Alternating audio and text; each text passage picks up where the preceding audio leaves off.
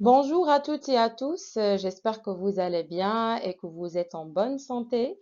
Je tiens d'abord à vous remercier pour vos commentaires qui m'ont vraiment touché le cœur.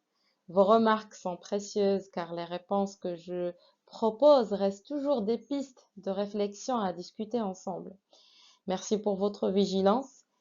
Alors aujourd'hui, je partage avec vous la correction de la deuxième partie du concours de didactique, spécialité langue française, session d'octobre 2024. Pour la question 31, l'observation, le questionnement ou le dialogue entre élèves et avec les élèves sont-ils des modalités d'évaluation? Donc, traditionnelle, critérielle, normative, externe. Alors, la bonne réponse, pour moi, je pense que c'est critérié. Pourquoi? Et tout simplement parce que l'évaluation critériée repose sur des critères explicites. يعني ملموسة et partagée. Donc, ces modalités permettent d'observer les compétences en situation réelle.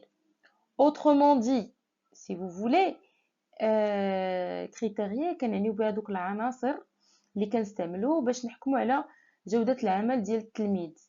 واش فريمون هذاك التلميذ اسكيلا واش سكيلا بيان كومبري، دونك واش فاهم، واش جاوب على السؤال. دونك يعني كريتيريا نقدروا نقولوا هما دوك المعايير، يعني بحال داك الميزان اللي كنقيسوا به الخدمه ديال التلميذ. داكوغ، واش مزيانه ولا مازال خاصو مثلا الخدمه ايتترا. دونك فوالا. Alors, pour la question 32, le triangle didactique schématise trois types de relations, lesquelles? Et donc ici, la bonne réponse, c'est la réponse B, la relation didactique, la relation sociale et la relation d'apprentissage. Donc, la relation didactique, il y a bien l'enseignant ou le savoir. Donc, alors que la relation sociale, il y a bien l'apprenant, d'accord? L'apprenant et l'enseignant. Et la relation d'apprentissage, il y a entre le savoir et l'apprenant. Donc, voilà. Passons donc à la question 33. La relation enseignant-apprenant a pour effet de rendre le savoir savant accessible aux élèves. De quelle transposition s'agit-il? Et donc la bonne réponse est la transposition didactique parce qu'elle consiste à adapter le savoir savant en savoir enseigné. D'accord? Le savoir l'est enseigné, c'est-à-dire وصل للتلميذ, en tenant compte du niveau des élèves et des objectifs pédagogiques, bien évidemment. Passons à la question 34. En considérant les différents paramètres de la didactique du FLE, français langue étrangère, dans les livres scolaires, la méthodologie invite l'élève à découvrir un fait de langue par l'écoute ou la lecture, par la formulation d'hypothèses qu'il vérifie avant de l'employer à l'oral ou à l'écrit. Quelle réflexion est la base de cette méthodologie? Donc ici, la question 34, la bonne réponse c'est la réflexion inductive, parce que tout simplement ici, alors pourquoi la réflexion inductive? Parce que tout simplement, la réflexion inductive, on part de cas particuliers pour arriver à une règle générale. يعني هنا فينا هو البارتيكولير اللي هو donc découvrir un fait de langue par l'écoute ou la lecture. يعني on va découvrir avec l'exemple de l'écoute et de la lecture par la formulation d'hypothèses qu'il vérifie avant de l'employer à l'oral. Donc, déjà, la réflexion inductive, déjà, on a les spécificités. Tout d'abord, on observe plusieurs exemples ou faits. Ensuite, on généralise à partir de ces observations. Donc, inductive, il y a du particulier vers le général. En arabe, كنقولوا الاستنتاج الاستقرائي. الاستنباطي هو ديدكتيف، الاستقرائي هو اندكتيف اللي كيبدا من ملاحظات صغيره وكيخرج منها واحد القاعده عامه، c'est-à-dire du particulier vers le général. Passons à la question donc 35. Alors, en didactique des langues, on peut distinguer 4 grandes familles de méthodes, lesquelles? Donc, je pense ici que la bonne réponse, c'est B. Donc, c'est traditionnel, direct, audio-oral, audiovisuel et méthode fondée sur l'approche communicative. Déjà, effectivement, la langue française, toujours, elle est fondée sur la communication. Donc, il y a toujours que les autres choix, بحال غير في la dernière, كتلقاو méthode fondée sur l'approche actionnelle, par compétence, passage à la traduction, etc. Donc, pas le passage à la traduction, mais fondé sur l'approche communicative.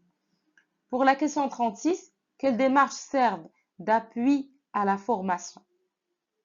Donc, quelles démarches servent d'appui à la formation? Donc, la bonne réponse, je pense que c'est la réponse C, la pédagogie active et la pédagogie de projet. Les démarches favorisent l'implication des élèves dans des tâches concrètes et collaboratives. D'accord? Déjà, les démarches, elles sont encouragées effectivement بالنسبة للمغرب. Donc, كتشوفوا بلي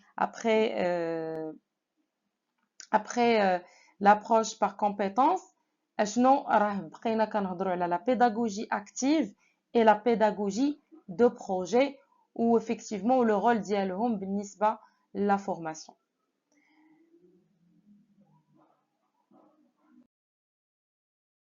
Pour la question 37, quel concept est impliqué lorsqu'il est question de prendre en compte les stratégies d'apprentissage des élèves pour les amener à atteindre les objectifs disciplinaires? Ici, la bonne réponse, c'est le concept de la différenciation pédagogique.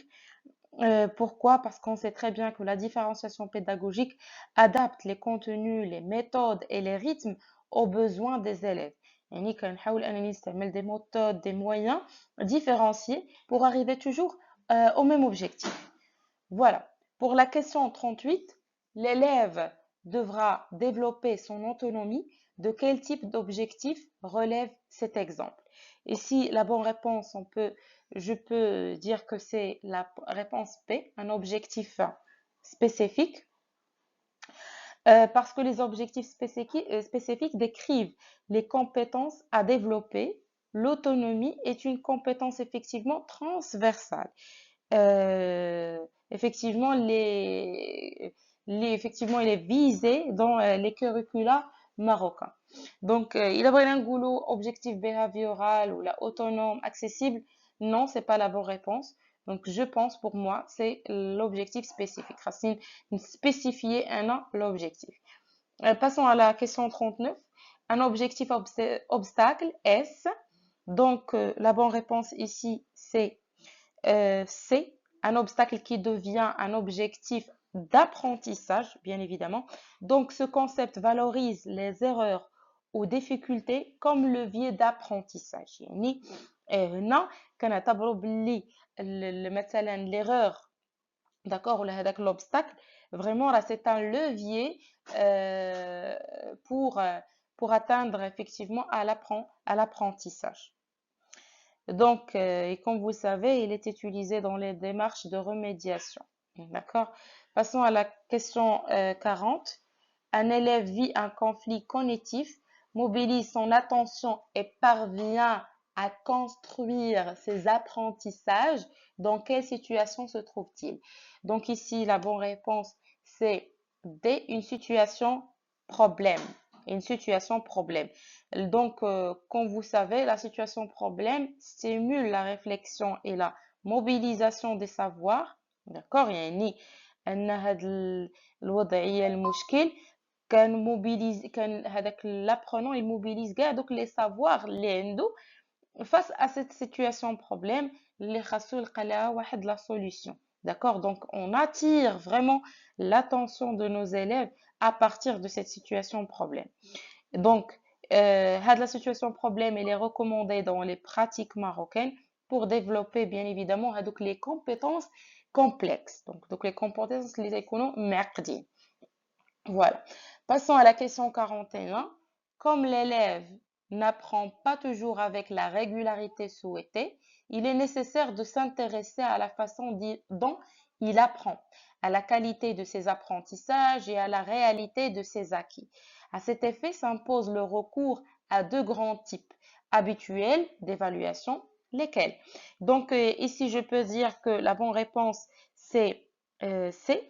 Donc, l'évaluation diagnostique et l'évaluation sommative. Donc, l'évaluation diagnostique identifie les besoins en début de parcours.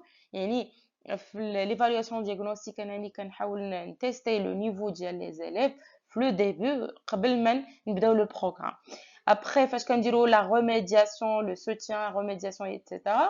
يعني après, اشنو كنديروا عاد كنبداو notre programme. Après, effectivement, quand nous l'évaluation sommative, l'évaluation sommative, il mesure les acquis en fin de séquence. يعني مثلا دوزنا واحد le mois فيه واحد la séquence ou la deux séquences par exemple. Donc هنا كنختبر انا المعارف ديالهم في هاد l'évaluation sommative. Après l'évaluation sommative, il a مثلا l'élève مهم il a مثلا لقينا des lacunes عند l'élève. Donc bien évidemment شنو غنديرو ليه effectivement واحد la remédiation اللي هي المعالجة. عاد ندوزو d'autres séquences. Passons à la question 42. C'est l'ensemble des régulations et de leurs effets reconstruits à partir des interactions entre enseignants et élèves issus de la situation et liés aux objets de savoir disciplinaire mis en jeu dans cette situation. Quel type de contrat est-ce? Donc pour moi, je pense que c'est le contrat didactique. Pourquoi? Parce que ce contrat didactique régit les attentes implicites entre enseignants et élèves. Il est essentiel pour comprendre les malentendus et ajuster les pratiques pédagogiques. Donc il y a qui قلت بلي le contrat didactique هو واحد هذوك donc اللي كيتحكم بهذوك les attentes implicites. يعني كاينين واحد les attentes qui sont implicites, indirectes, d'accord, اللي ماشي بحال la charte de la classe. Donc تما كنعطيو هذيك le contrat qui est direct, mais contrat didactique il est implicite.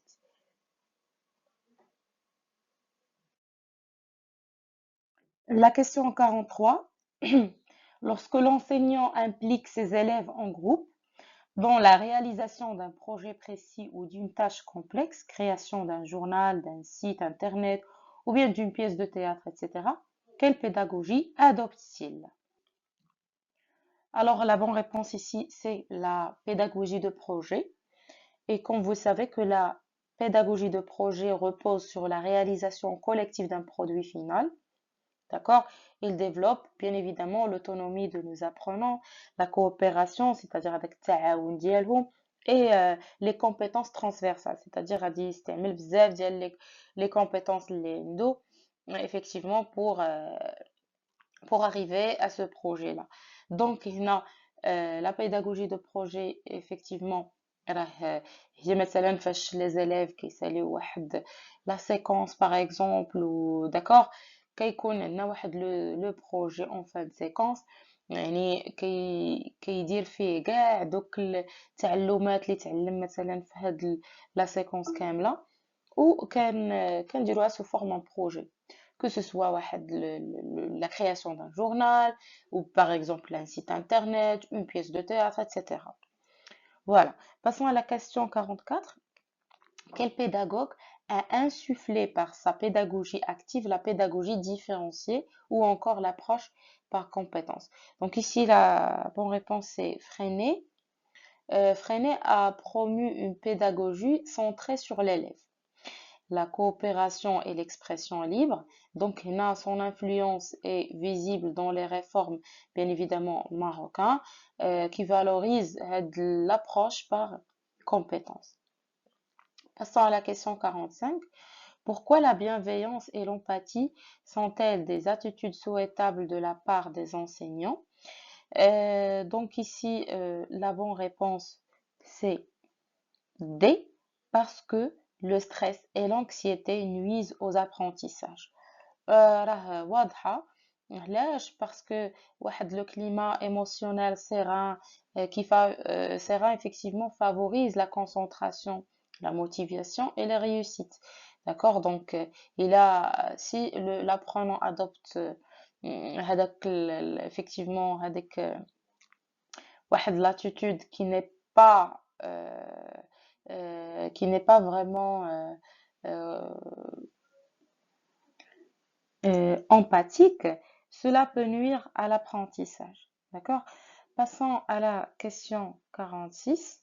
En didactique, c'est un ensemble de savoirs qui a pour objet pratique la construction méthodique d'un plan éducatif global ou spécifique, reflétant les valeurs et les orientations d'un milieu et devant permettre d'atteindre de buts prédéterminés de l'éducation. Donc, à quelle notion cette définition réfère-t-elle? Donc, la bonne réponse, je propose la réponse C, le curriculum. Pourquoi? Parce que, comme vous savez, le curriculum est un cadre global qui intègre les finalités, aussi donc les contenus, aussi les méthodes et les évaluations. D'accord? Il guide l'ensemble du système éducatif. Donc, c'est pour cette raison que nous avons choisi la réponse C, le curriculum. Passons à la question 47. L'essor de la modernisation pédagogique a été promu par la venue des nouvelles technologies. Selon quel ordre chronologique ont-elles investi le domaine de l'éducation? Donc la bonne réponse ici, c'est la radio scolaire, la télévision scolaire, la magnétoscope, l'informatique, puis le multimédia. pourquoi؟ parce que أول حاجة كنا بدينا بها هي la radio scolaire. d'accord كنا بدينا بالراديو كان في la période ماشي غير في le Maroc mais في le monde entier كان من 1930 à 1950. La télévision scolaire qui était en 1950 à 1970, la magnétoscope de 1970 à 1980, l'informatique en 1980 à 1990 et ensuite la multimédia, bien je m'excuse, le multimédia, mais les années 1990 jusqu'à 2000. Donc voilà, c'est pour cette raison que nous avons choisi la réponse A. Passons à la question 48. Les compétences de vie ont pour but de consolider. Donc la bonne réponse ici, c'est la responsabilité et la citoyenneté. Donc vous savez que les compétences effectivement de vie ou bien donc ils visent à former les individus ou bien des individus autonomes, responsables et engagés dans la société. Pour la question 49, par son aspect normalisé, elle est un moyen pratique de vérifier des connaissances en termes de contenu d'apprentissage. Donc pour moi, ou bien de ma part, je propose la réponse C. Si vous avez d'autres propositions, n'hésitez pas à les partager dans les commentaires. Pour la question 50, la représentation négative de la tâche d'apprentissage est-elle? Donc pour moi, je pense la réponse est un obstacle didactique, parce que l'obstacle didactique est lié à la manière dont le savoir est présenté et il peut freiner l'apprentissage si l'élève perçoit la tâche comme inaccessible. Donc vraiment, donc avec la représentation négative de la tâche d'apprentissage, il y a effectivement l'obstacle qui est didactique, ماشي épistémologique, ماشي systémique, etc. Donc c'est didactique. Passons à la question 51.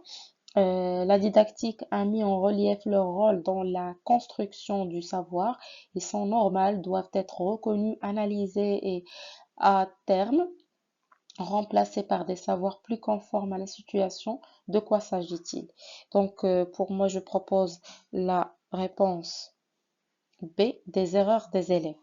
Donc, vous savez très bien que les erreurs sont des indicateurs précieux du raisonnement des élèves, d'accord? Donc من تما كنعرفوا بلي l'élève راه vraiment راه ما il n'a pas commis مثلا واحد l'erreur غير ان بسبب انه راه كان مركز هو كان كيحاول يلقى واحد لا solution.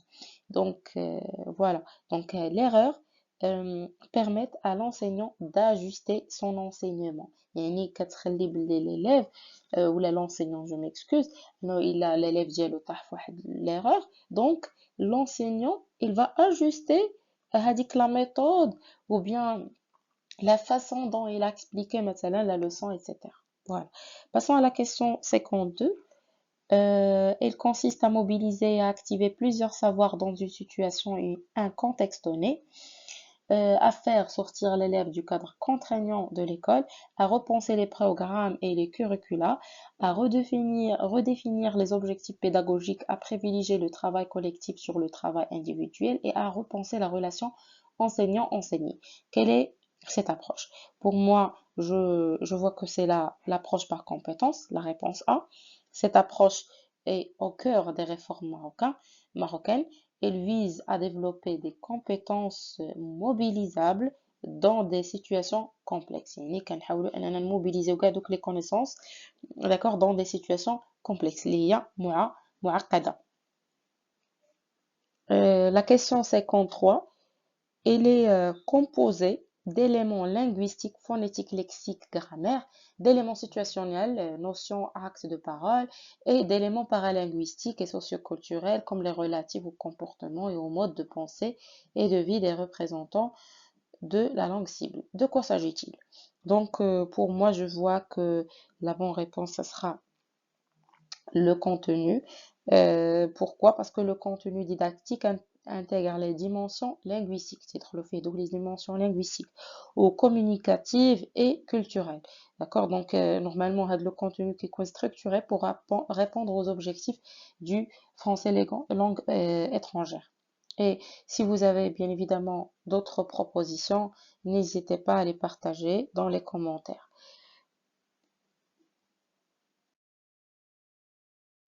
Pour la question 54, c'est un terme générique qui désigne tout élément accompagnant une situation d'enseignement, apprentissage, lequel. Donc pour moi, je pense que la réponse, ça sera un moyen didactique. Pourquoi? Parce que كاين هذاك le terme générique. ماشي outil didactique parce que outil didactique normalement بحال قلتو il est spécifique, d'accord? Mais pour le moyen didactique, il est plus large. C'est pour cette raison que je viens de choisir la réponse B. Alors, passons à la question 55. Euh, Juste à titre d'information, donc si vous avez d'autres propositions, n'hésitez pas toujours à laisser dans les commentaires parce que ça reste toujours des propositions de ma part. D'accord? Passons à la question 55. Le programme doit préconiser la mobilisation de savoir et de savoir-faire pour faire face à des tâches, résoudre des problèmes ou réaliser des projets. Dans des situations précises, cette mention refère-t-elle à? Donc ici, je vois que la bonne réponse, ça sera D, la pédagogie des compétences. D'accord? Parce que la pédagogie des compétences vise toujours à développer des compétences transférables en lien avec des situations concrètes. D'accord? Alors, voilà, passons à la question 56. Le but suprême de toute éducation en général et de tout enseignement en particulier est-il de? Donc ici, la bonne réponse, ça sera rendre l'élève autonome. Donc déjà l'objectif, bien évidemment, هو أن l'élève ما يبقاش مرتبط بl'enseignant ولا donc il doit faire ses tâches d'une façon autonome. Donc l'autonomie, comme vous le savez, permet à l'élève de gérer ses apprentissages et de prendre aussi donc les décisions la قرارات et de s'adapter à des contextes variés انه يقدر يتحط في بزاف ديال les contextes مختلفة mais effectivement il peut avoir واحد la certaine autonomie يقدر انه يجيري la situation tout seul. Pour la question 57, l'acte d'apprendre fait conjointement appel. Donc ici, la bonne réponse, je pense que c'est à la mémoire et à l'intelligence. Tout simplement, حيت فاش كنوصلوا la partie ديال l'acte d'apprendre, ماشي vraiment l'enseignant اللي كيأثر عليها. ماشي دونك سي هذيك فريمون هذيك ليتاب بوحدها راه راجعه لكيفاش هذاك لابرونون كيقدر يميموريزي هذاك لابرونتيساج اللي كيشد و حتى هي داخله فيها حتى لانتيليجونس حيت كاينين عندنا بوكو دانتيليجونس ديفيرونت انتيليجونس اللي غادي تكونوا نورمالمون شفتوهم في الكور ديال ديداكتيك. سي فو فولي نقدر ندير لكم واحد النبذه على هاد l'acte d'apprendre. Et donc, normalement, c'est toujours la bonne réponse, c'est à la mémoire et à l'intelligence. Voyez? Passons à la question 58. Ils sont censés participer à l'enseignement et aux apprentissages de la discipline en jeu. Ils ne peuvent donc pas être définis uniquement par leur contour physique, mais leur utilisation et les pratiques associées doivent être prises en compte. Donc, de quel élément s'agit-il? Donc ici, je pense la réponse ce sera P, des outils d'enseignement. Des outils d'enseignement. Donc voilà. Alors, on passe à la question. Donc la question 59. Alors, on distingue en didactique 3 catégories d'approches. Selon quel ordre chronologique ont-elles fait leur apparition? Donc, pour moi, je vois la bonne réponse, c'est C. Tout d'abord, l'approche structurale, les approches cognitives, l'approche communicative et enfin l'approche actionnelle. Là, j'ai toujours à dire les réponses بحال بحال. L'approche structurale, كلهم بادين بها. Communicative, ما يمكنش. D'accord? Communicative, كانت après. Donc, on commence toujours par l'approche structurale, quand داكشي structuré. Après, les approches cognitives, l'approche communicative et l'approche actionnelle. Voilà la bonne réponse. Pour la question 60, l'enseignant qui évalue les productions des élèves sans les comparer les unes aux autres en cohérence avec les objectifs d'apprentissage en vue de recueillir des informations à leur fournir des feedbacks pour aider chacun à s'améliorer. Adopte-t-il? Donc ici pour cette question, la bonne réponse ce sera l'évaluation critériée. Pourquoi? Parce que l'évaluation critériée repose sur des critères explicites en lien avec les objectifs.